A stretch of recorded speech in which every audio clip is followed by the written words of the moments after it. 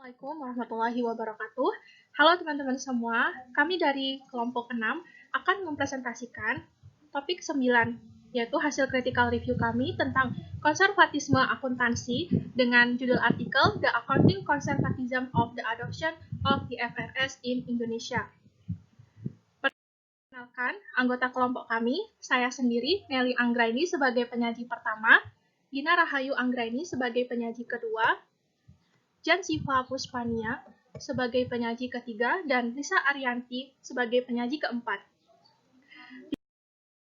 Dalam critical review artikel ini, kita akan membahas mulai dari latar belakang penelitian, tujuan penelitian, metode penelitian, hasil penelitian, simpulan, hingga mencapai evaluasi dan kritik dari artikel yang berjudul Konservatisme Akuntansi setelah Adopsi IFRS di Indonesia, yang ditulis oleh Juniarti, David Tarahajo, dan Regina Monica. Namun, sebelum kita lebih lanjut, kita harus mengetahui terlebih dahulu apa itu konservatisme akuntansi. Jadi, konservatisme akuntansi adalah prinsip kehati-hatian dalam pelaporan keuangan dan keragaman dalam verifikasi laba rugi. Penerapan konservatisme dapat mendorong perusahaan untuk mengakui laporan keuangan negatif yang lebih cepat daripada yang positif. Karenanya, konservatisme membutuhkan verifikasi kabar baik yang lebih besar daripada berita buruk dalam laporan keuangan. Semakin tinggi perbedaan verifikasi antara kabar buruk dan kabar baik, semakin tinggi pula tingkat konservatisme. Dengan demikian, konservatisme dapat menyebabkan laba diremehkan dalam laporan keuangan. Konservatisme dibagi menjadi dua, yaitu konservatisme bersyarat dan konservatisme non-kondisional. Konservatisme bersyarat adalah perbedaan dalam verifikasi informasi yang mempengaruhi keuntungan dan kerugian dalam lingkungan bisnis. Sedangkan konservatisme non-kondisional tidak bergantung pada kabar baik dan kabar buruk. Adapun latar belakang penelitian ini mencakup dari 4 aspek. Yang pertama, dari penerapan IFRS di Indonesia. Perkembangan standar akuntansi di Indonesia dari tahun 1994 hingga 2004 terjadi beberapa pergeseran orientasi dalam standar akuntansi Indonesia dari US GAAP ke International Accounting Standard. Dalam era global, standar keuangan internasional harus menyelaraskan informasi yang terdapat dalam laporan keuangan berbagai negara agar dapat digunakan oleh mereka yang membutuhkan. Indonesia sebagai negara anggota G20 telah mengadopsi sepenuhnya IFRS ke dalam standar lokalnya, yaitu PSAK, pada tahun 2012. Penerapan IFRS ini mempengaruhi kualitas laba melalui informasi akuntansi yang andal.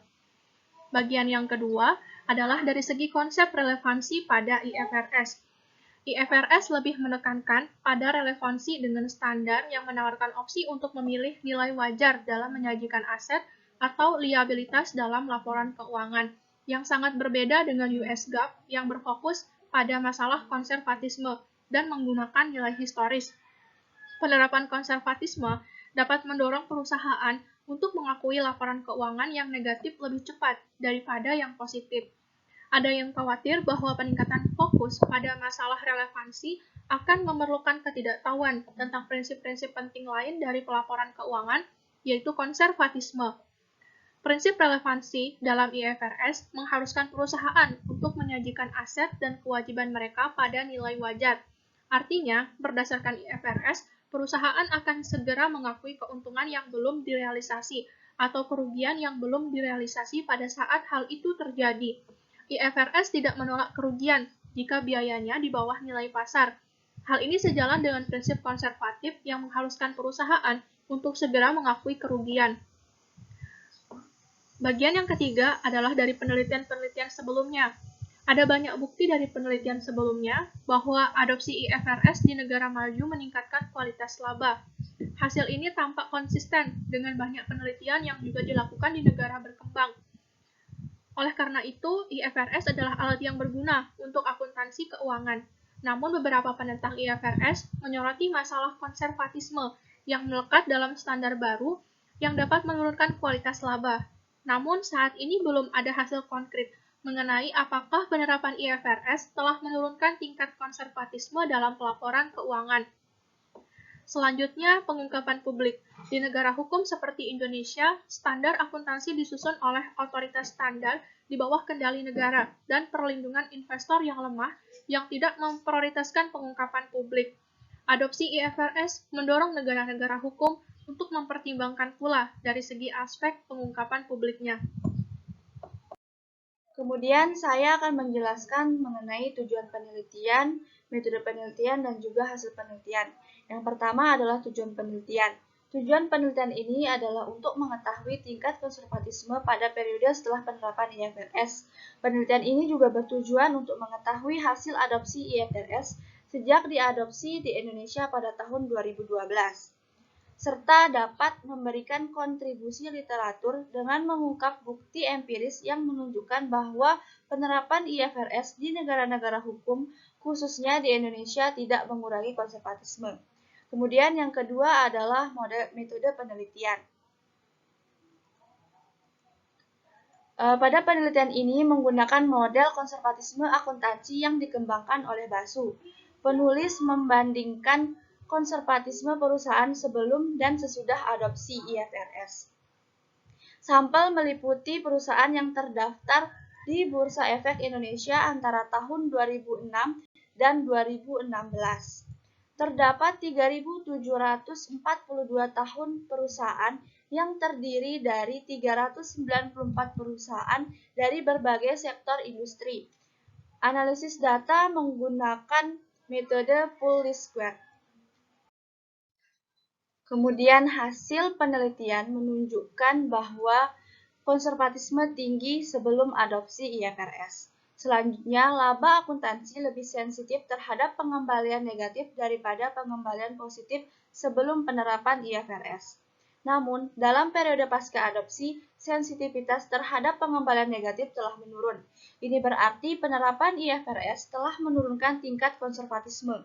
Sebelum penerapan IFRS di Indonesia, konservatisme akuntansi sudah matang. Namun setelah penerapan IFRS, sensitivitas untuk mengenali pengembalian negatif secara tepat waktu telah menurun. Dapat disimpulkan bahwa adopsi IFRS di Indonesia mengurangi konservatisme.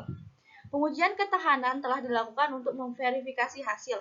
Hasil penelitian menunjukkan bahwa penerapan IFRS berpengaruh negatif signifikan terhadap konservatisme. Hasil ini konsisten dengan pengujian adopsi IFRS pada konservatisme, karena dipecah menjadi periode sebelum dan sesudah adopsi IFRS. IFRS tidak mempertahankan konservatisme. IFRS menekankan relevansi nilai wajar, di mana kerugian dan keuntungan diakui berdasarkan nilai wajar. Sebaliknya, berdasarkan prinsip konservatif, hanya kerugian yang diakui sebesar nilai wajar. Oleh karena itu, mengikuti adopsi IFRS, laba mengandung keuntungan dan kerugian, tidak seperti konservatisme yang hanya mengandung kerugian. Artinya, praktik konservatisme mengalami penurunan pada periode pasca adopsi yang ditunjukkan dengan penurunan sensitivitas return to earnings. Investor harus mempertimbangkan hal ini saat membuat keputusan investasi, karena hasil ini menunjukkan bahwa IFRS tidak dapat melindungi pemangku kepentingan. Dengan demikian, investor harus menganalisis informasi akuntansi perusahaan dengan sangat detail.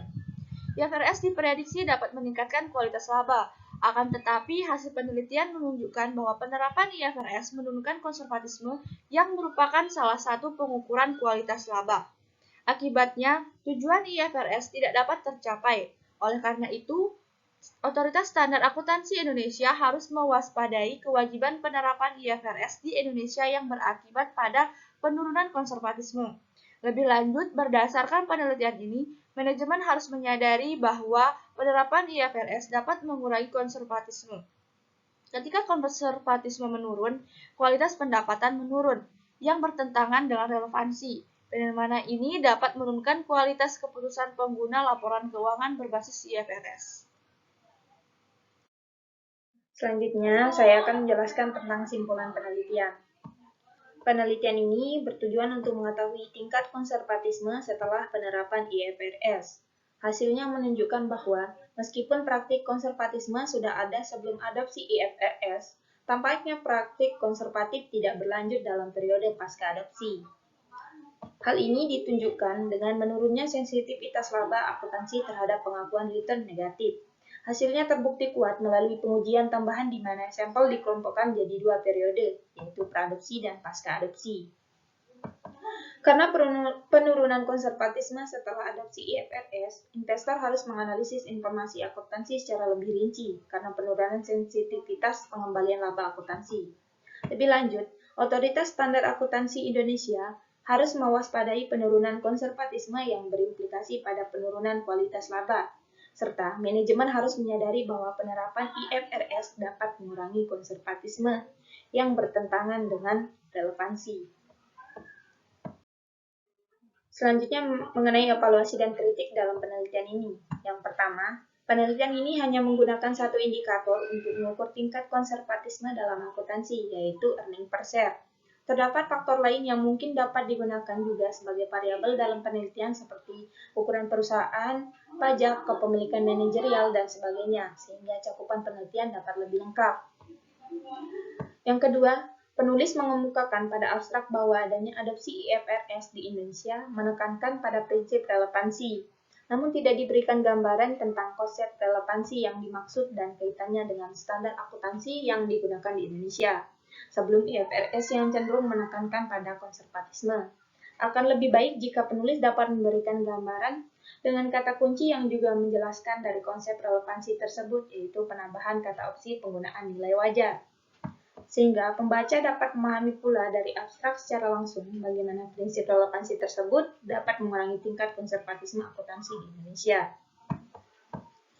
Penambahan kata opsi penggunaan nilai wajar dalam konsep relevansi akan menjadi kata penjelas yang dapat memberikan gambaran langsung ke pembaca terkait hubungannya dengan tingkat konservatisme akuntansi. Dengan indikator kunci adalah kualitas laba. Namun selebihnya, dalam penelitian ini, abstrak telah dapat merangkum semua hasil penelitian serta dari uraian penulan, artikel telah digambarkan juga dengan detail menggunakan kata-kata yang lugas dan mudah dipahami tentang bagaimana konsep relevansi pada IFRS mempengaruhi tingkat penerapan konservatisme akuntansi. Yang ketiga, sampel yang digunakan dalam penelitian ini dapat dikatakan sangat lengkap dan dapat mewakili berbagai sektor perusahaan di Indonesia, sehingga cukup representatif dan menjadi acuan standar penarikan kesimpulan atas dampak dari kebijakan penerapan adopsi IFRS di Indonesia. Sampel meliputi perusahaan yang terdaftar di Bursa Efek Indonesia antara tahun 2006 dan 2016. Terdapat 3.742 tahun buku perusahaan yang terdiri dari 394 perusahaan dari berbagai sektor industri. Yang keempat, selain penekanan pada konsep relevansi yang menjadi fokus masalah terhadap tingkat konservatisme akuntansi setelah adopsi IFRS, akan lebih baik lagi jika penulis dapat menggambarkan lebih detail lagi perbandingan kondisi sebelum adopsi IFRS, yaitu bagaimana fokus masalah konservatisme pada masa penggunaan atau penerapan dasar US GAAP di Indonesia.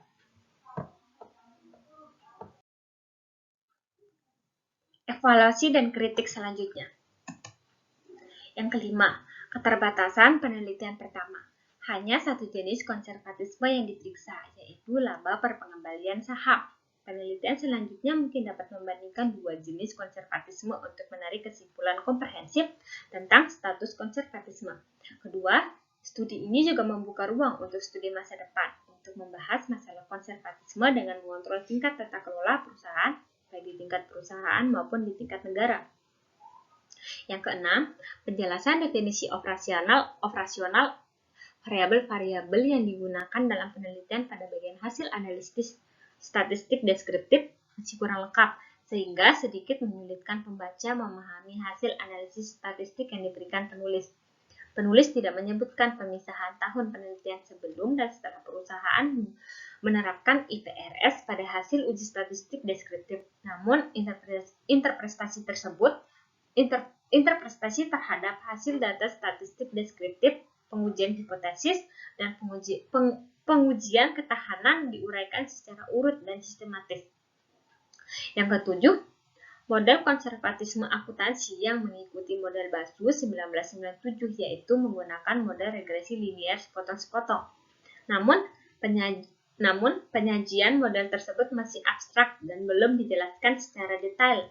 pada definisi operasional variabelnya. Selanjutnya, sebaiknya pada pemaparan konsep tentang konservatisme, penulis dapat mengemukakan lebih banyak lagi contoh dari jenis-jenis konservatisme yang ada, sehingga dapat menambah wawasan pembaca untuk memahami apa itu konservatisme.